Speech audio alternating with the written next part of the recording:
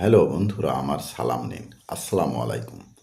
আশা করি আপনারা সবাই ভালো আছেন ইনশাল্লাহ, এবং আমার প্রত্যাশাও তাই। সেই সাথে আমার প্রীতি ও শুভেচ্ছা নিন।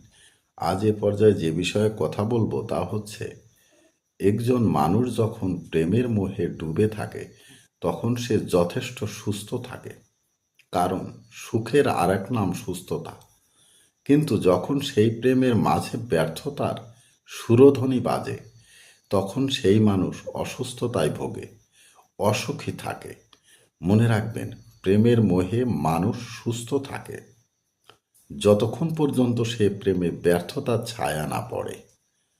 এ পর্যায়ে এখানেই রাখছি। ততক্ষণ পর্যন্ত সবাই ভালো থাকুন, সুস্থ থাকুন এবং নিরাপদে থাকুন। শুভকামনা নিরন্তর সবার জন্য সবসময়। ধন্যবাদ ফেসবুক মেটা, ধন্যবাদ সকল বন্ধু সহ সবাইকে। আবার দেখা হবে অন্য কোনো ভিডিওতে। আল্লাহ হাফেজ।